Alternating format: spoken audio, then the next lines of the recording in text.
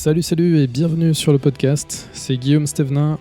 Aujourd'hui, dans cet épisode, je vais te raconter un petit peu mon séjour aux États-Unis que j'ai fait au mois de septembre. Et oui, le temps passe vite. Du 11 au 16 septembre 2019, je suis allé aux États-Unis et je vais te faire un petit retour d'expérience sur ce séminaire. Donc pour commencer, je me suis inscrit en 2018, en septembre 2018. C'était la première fois que Cliff Ravenscraft donnait cette conférence. Ça m'a vraiment donné envie d'aller voir sur place. Et du coup, je me suis inscrit pour l'année suivante, donc 2019. J'ai eu la possibilité d'avoir le billet VIP à un très bon prix, vu que je m'inscrivais une année à l'avance. Et voilà, donc j'étais tout content d'avoir mon billet VIP, mais après il fallait encore le billet d'avion, l'hôtel, etc. Donc ça chiffrait un petit peu, hein, mais voilà, c'est un investissement personnel sur moi-même, hein, et c'est important d'investir sur soi. Et donc voilà, donc j'ai pris tout ça, et ensuite les mois on défilait, on avait un groupe Facebook avec les gens qui s'étaient déjà inscrits pour le séminaire. Et donc, j'ai fait connaissance un petit peu avec des gens. On a eu quelques mastermind group qu'on a fait entre deux. J'ai fait la connaissance de Rick qui m'a proposé gentiment de passer me chercher à l'aéroport de Nashville, puisque lui, il arrivait en voiture d'une autre région, et puis voilà, ça a coïncidé avec mon heure d'arrivée, donc il m'a proposé.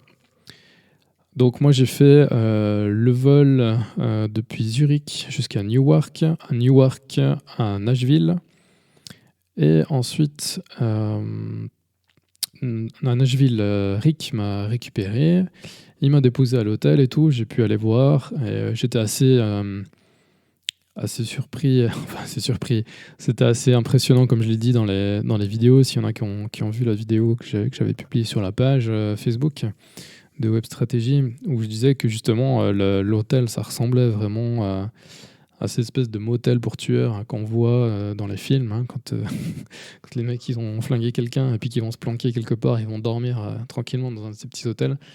C'était un petit peu, ça ressemblait un peu à ça.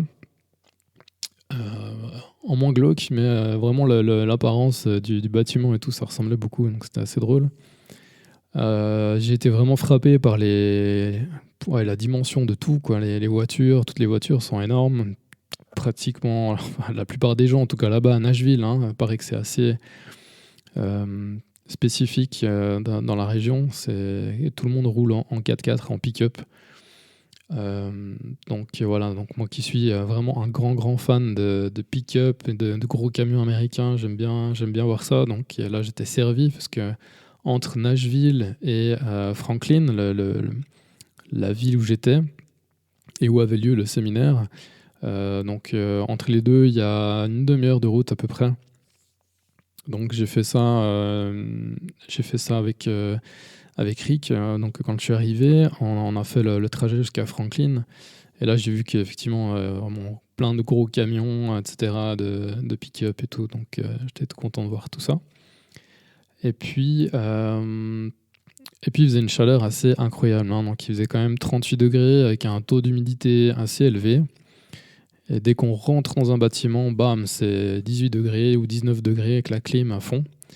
Donc voilà, eux ils sont habitués, ils sont en short, t-shirt, ils boivent de l'eau glacée et ça leur pose pas de problème.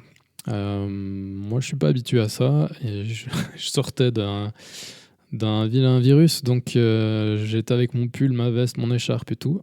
Mais voilà, je suis pas tombé malade, même si j'étais surhabillé par rapport aux autres, au moins je suis pas tombé malade. Voilà, donc ça c'était le côté assez étrange. Ensuite, donc ça c'était du 11 au 16 septembre, donc moi je suis arrivé le mercredi soir.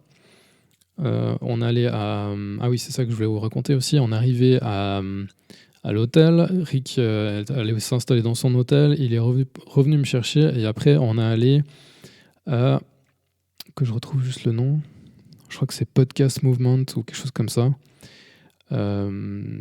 je vous mettrai les liens dans la description de l'épisode. Là, j'ai plus en tête le nom. C'est à Nashville. En fait, Cliff nous avait invités à passer voir une conférence qu'il donnait en fait avant son séminaire. Il donnait une conférence sur son expérience au travers du podcast, sa carrière professionnelle à travers du podcast. Et donc voilà, on a accepté l'invitation, on est allé sur place et tout. Donc j'ai pu déjà le rencontrer avant Free the Dream, c'est le nom du séminaire que j'allais voir. Là, on était à Podcast Movement à Nashville. Et donc, j'ai pu discuter un petit peu avec Cliff avant qu'il commence son speech et tout. Et ensuite, c'était vraiment déjà excellent de pouvoir le voir en vrai, de le rencontrer. Il est plus petit que ce que je m'étais imaginé. Hein. C'est toujours assez drôle de voir... même si on voit des gens sur des photos, forcément on est tous dans le cadre, hein, mais après on a des tailles différentes et des fois c'est rigolo de voir les gens en vrai parce qu'on s'est fait une image, on a imaginé une certaine taille en fait pour une personne alors qu'on l'a jamais vue. Et quand on arrive, des fois il y a une petite différence et c'est assez rigolo. Donc voilà, donc il a commencé son speech et tout et il expliquait à quel point le podcast lui avait apporté, qu'est-ce que ça lui avait apporté et comment ça a inspiré les gens. Il expliquait tout son début de carrière, hein, comme je ne sais plus si je vous l'ai déjà raconté, mais il a commencé avec sa femme à faire un podcast sur la série télé Lost. Et donc, en parlant de la série télé Lost, les gens il s'est rendu compte que les gens ils avaient envie d'échanger là-dessus, etc. Que ce que lui expliquait pendant le podcast, ça inspirait des gens. Voilà, donc il y avait un échange rapidement. Il y a des gens qui leur ont écrit, ils recevaient beaucoup de mails par rapport à ça, par rapport au fait que ils inspiraient les gens et que il y avait des gens aussi qui étaient intéressés de savoir comment il faisait son podcast, quel matériel il utilisait, etc. Et de fil en aiguille, il en est venu à proposer des formations, à quitter l'emploi qu'il avait avant, où il était censé reprendre l'entreprise d'assurance de son père. Donc il avait tout qui était tracé, tout qui était fait, et il a choisi de quitter ça, de quitter la sécurité financière aussi, hein, parce qu'il gagnait bien sa vie avec les assurances, et tout d'un coup, il a décidé de bifurquer sur les podcasts, sur des formations de podcasts. Et voilà, donc il expliquait tout ça, il expliquait pendant ce séminaire, cette conférence qu'il donnait à Nashville. Alors il expliquait justement l'impact qu'on pouvait avoir sur les gens et à quel point c'était génial de voir des gens qui venaient depuis l'autre bout du monde pour les voir. Et lui, il n'a pas cité ça tout de suite, mais il a dit, est-ce que dans la salle, il y a quelqu'un qui vient de Suisse ? Forcément, il savait que j'étais là. La plupart des gens, ils ont fait « Et après, je me suis levé. Et il a dit, ah voilà, il y a quelqu'un qui vient de Suisse et tout, est-ce qu'on peut lui donner un micro ? Alors, ils m'ont donné un micro. Cliff m'a demandé de me présenter en quelques mots et de dire d'où je venais, pourquoi je venais, etc. Donc voilà, donc je suis arrivé là-bas, j'étais complètement en jet lag, fatigué et tout. Et malgré le fait que je me sens pas forcément à l'aise de parler devant du monde, voilà, là j'étais peut-être un peu dans l'euphorie du truc et tout. Et voilà, j'ai pas ressenti de stress du tout à prendre le micro et aller parler devant les gens en anglais et de leur dire voilà, d'où je venais, pourquoi je venais, comment j'ai rencontré Cliff, comment je l'ai découvert sur Internet et pourquoi j'en suis arrivé à venir le voir aux États-Unis. Donc c'était assez surprenant parce que voilà, je m'y attendais pas, il m'avait pas briefé avant. Et je pense que c'était d'autant mieux avec l'effet de surprise. Donc voilà, ça c'était le premier soir et après je suis rentré me coucher et le lendemain, je suis allé visiter Nashville, je suis allé faire le touriste. J'ai pris un bus pour faire un tour de la ville. Et puis, j'ai pris pas mal de photos, j'ai pris quelques vidéos, j'en ai partagé un petit peu, j'ai fait quelques montages vous pouvez voir soit sur la page Facebook et Web Stratégie, soit dans le blog. Et puis, voilà. Ça, c'était la visite à Nashville aussi. Là, ce qui était assez impressionnant, comme je l'ai cité dans une des vidéos, c'était la clim à fond dans les bars. Il y a une grande rue avec plein de bars et tout. Dans chaque bar, il y a une scène avec batterie, guitare, etc. Ça joue de la musique de partout. C'est une ambiance assez sympa, un peu festive comme ça. Et tous ces bars, ils ont des grandes baies vitrées qui sont ouvertes, qui donnent sur la rue. Et donc, les 18 degrés de l'intérieur vont à l'extérieur, dans les 38 degrés. Et donc, voilà, c'est pas super green, mais enfin, voilà, c'est comme ça qu'ils sont là-bas. Donc ça, c'était un peu surprenant.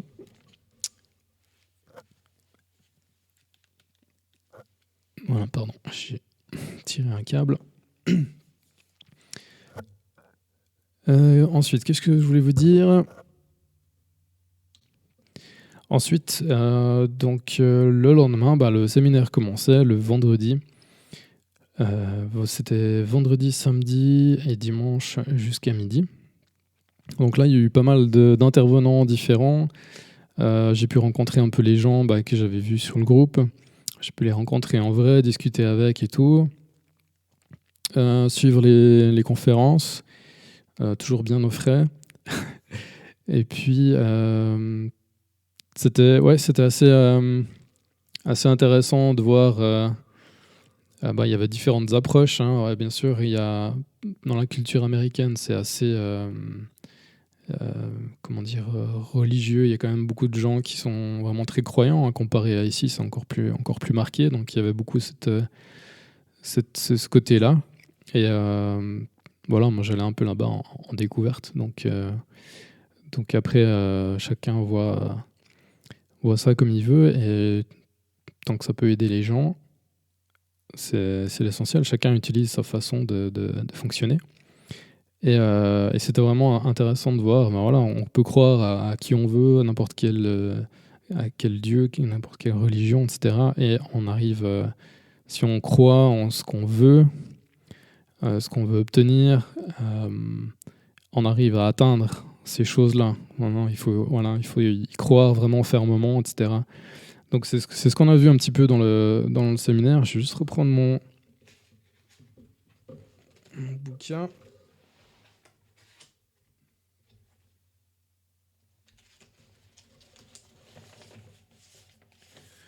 Voilà, il est ici. Je vous le fais en live, je n'ai pas mis sur pause. Voilà, donc on a un support de cours. Pour chaque intervenant, en fait, il y avait quelques slides, des textes à trous, des trucs comme ça. Et on a aussi passé un moment à écrire tout ce qu'on voulait faire, tout ce qu'on voulait avoir atteint dans notre vie. Et nos rêves, etc. Donc on avait quelques minutes, 3-4 minutes peut-être pour écrire 50 choses dont on rêve d'achever ou d'avoir, etc. dans la vie. Donc ça, c'était aussi intéressant de le faire. C'est aussi intéressant de le faire régulièrement parce que ces rêves évoluent avec le temps. Il y a des choses qui restent et d'autres qui changent. Il y a une histoire assez intéressante d'une dame qui est venue raconter l'histoire de sa famille. Sa famille, ils sont... Je ne sais plus maintenant combien ils ont d'enfants. Ils ont 7 enfants, je crois. 8 enfants. Donc, elle est maman de 8 enfants. Et puis... ils ont donc un espèce de minibus pour se déplacer, parce que forcément, on ne trouve pas des voitures à 10 places. Et un jour, la voiture tombe en panne et ils amènent la voiture au garage. Le garagiste leur dit il y en a pour $3,000. Bien sûr, ils n'avaient pas $3,000 sous la main pour réparer la voiture. Donc, ils sont rentrés chez eux, ils ont réfléchi à différentes choses et ils avaient une petite exploitation avec des chèvres. Et en fait, ils ont décidé de créer des produits cosmétiques à base de lait de chèvre. Donc là, ils ont commencé à faire des savons, des crèmes, des sticks à lèvres, enfin voilà, vraiment de la cosmétique. Et ils ont pu faire une monstre expansion. En fait, ça a super bien marché. Et ils ont réussi à intégrer chaque enfant en fait a un rôle dans l'entreprise. Chacun a des tâches définies qui évoluent bien sûr avec le temps en fonction de l'âge de l'enfant. Mais c'est super intéressant parce qu'ils ont pu vraiment créer une entreprise familiale où tout le monde est intégré, même les enfants. Donc ça développe en plus chez les enfants un esprit entrepreneurial vraiment très très ancré. Donc ça c'est assez extraordinaire d'avoir pu faire ça. Et là ils ont donc un business qui brasse des millions par année. Et donc voilà, pour la petite histoire, tout ceci ne serait peut-être pas arrivé s'ils n'avaient pas eu la panne du minibus. Donc, donc des fois, d'avoir des challenges, d'avoir des choses peu difficiles, des choses qu'on n'a pas envie forcément de traverser, qui nous paraissent insurmontables sur le moment, des fois ça nous permet d'aller puiser dans nos ressources, d'avoir des idées qu'on n'aurait pas eues autrement, et tout d'un coup d'avoir un changement radical de vie. Donc ça c'est assez cool de voir cette expérience qu'il nous a partagée là, ça c'était vraiment top. Il y en a pas mal d'autres aussi, je ne vais pas tous les passer en revue. Voilà, c'était les quelques points essentiels que je voulais partager, même si ça paraît peu, mais parce que j'ai retenu énormément de tout ça, mais j'essaie de voir si j'ai autre chose. Voilà, il y avait aussi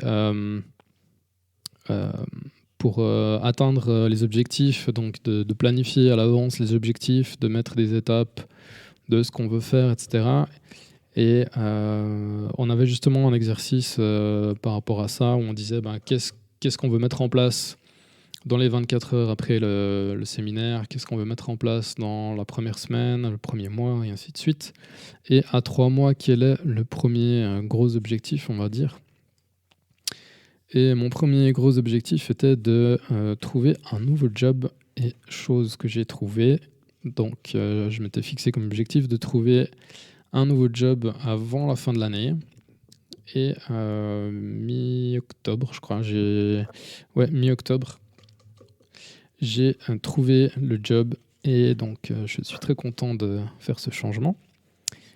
Et voilà, donc ça, déjà rien que pour ça, ça valait la peine. En plus de tout ce que ça m'a apporté, vraiment, où j'ai dépassé vraiment beaucoup de limites personnelles en faisant ce voyage tout seul. C'était pour moi la première fois que je faisais un voyage aussi long, seul. Et en plus de ça, j'étais le seul à vraiment ne pas être anglophone.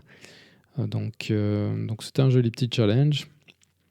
Le deuxième jour, je commençais déjà à penser en anglais, en fait. Je crois que c'était même le soir même, quand je suis allé me coucher, je pensais en anglais.